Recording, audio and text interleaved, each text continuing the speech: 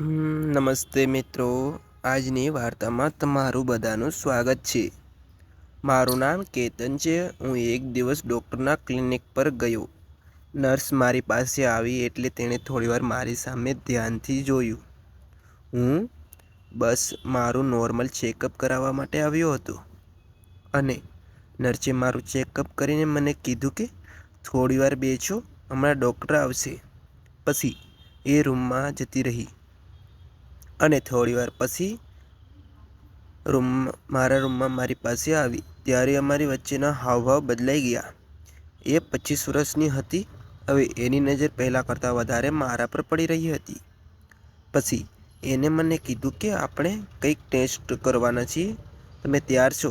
મેં હા પાડી। પછી તે કોશિશ કરી કે સામાન્ય માહોલ દેખાય। મને એવું લાગ્યું કે જે હું મહેસૂસ કરું છું એ જ તે મહેસૂસ કરે છે। પછી એને કીધું કે મારે કંઈક બીજું પણ ચેક કરવાનું છે। પછી તે તેની વાત માની લીધી અને ધીમેથી કહ્યું કે ત્યાં નીચે ચેક કરી લઉં। પછી તેણે મને ચેક કરવાનું કીધું। તે તમને અંદરથી અણશક્તિ આવી ગઈ છે, તમે અત્યારે આરામ કરો। અને અમે વધારે નજીક આવી ગયા અને મને પણ કંઈક થવા લાગ્યું અને મેં તેને મારી પાસે ખેંચી લીધી। પછી મને થયું કે મારે આ નહોતું કરવું જોઈતું, પણ તેણે મને રોક્યો નહીં અને હું રોક્યો પણ નહીં શક્યો અને એણે મને એ રીતે ચેક કર્યું। પછી મારાથી હવે રાહ નહોતી જોવાતી। મને ગરમી થવા લાગી અને પછી જોયું તો તે હસી રહી હતી અને પછી તેણે પણ એની જરૂર હતી અને અમે બંને એકબીજામાં ખોવાઈ ગયા। એની આંખોમાં એક ચાહત હતી અને મને ખબર હતી કે એને મહેસૂસ થાય છે। અને મેં કીધું, તારું આ બધું કરવાથી હું પાગલ થઈ રહ્યો છું। અને તે ધીમા અવાજે બોલી કે એ સારું કહેવાય ને। અને પછી એ નર્સ રૂમનો દરવાજો બંધ કરવા ગઈ અને પછી મારી પાસે આવી અને મને કાનમાં સાવ ધીમેથી કહેવા લાગી કે શરમ મૂકી દો અને મજા લેવા દો।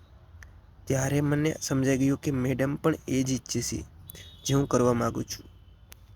અને એ મેડમ તો જાણે ક્યારેય કંઈ મળ્યું જ નહીં હોય, જોયું જ ન હોય એવી રીતે તૂટી પડ્યા અને મને પણ ખૂબ ખુશ કર્યો અને છેલ્લે તો મને પણ થકાવી દીધો। મેડમ મને પછી બધું પૂરું થયા પછી કહેવા લાગ્યા કે મારે આ નહોતું કરવાની જરૂર। એટલે મેં કીધું, મેડમ એમાં પસ્તાવાનું ના હોય, તમે કોઈની ખુશી આપી છે અને તમને પણ ખુશી મળવી છે અને તમે જરા પણ ટેન્શન ના લેતા।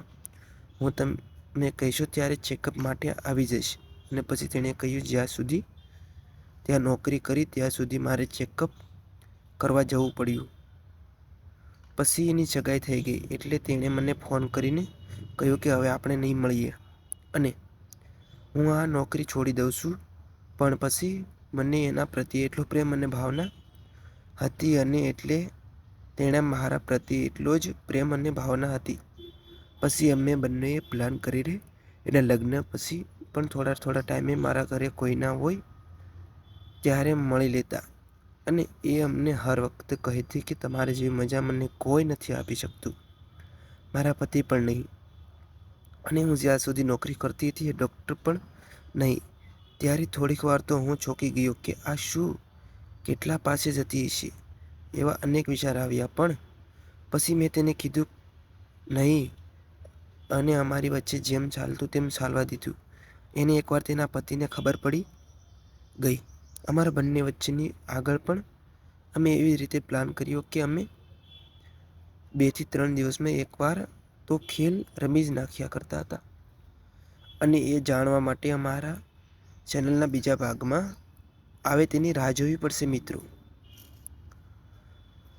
અને બીજો ભાગ જોવા માટે અમારી ચેનલને સબસ્ક્રાઈબ કરીને આ વિડીયોને લાઈક કરી દેજો। અને તમને જણાવી દઉં કે વિડીયોમાં આવેલા નામ, પાત્ર અને ઘટના ફક્ત કાલ્પનિક છે મિત્રો અને કોઈ પણ વ્યક્તિ સાથેનો સંબંધ નથી। અને આ વિડીયો તમને અને મારા માટે મનોરંજન માટે બનાવવામાં આવેલો છે। ધન્યવાદ મિત્રો, વિડીયો પૂરો જોવા બદલ। મળીશું આવતીકાલે એક નવા વિડીયોમાં, બન્યા રહેજો।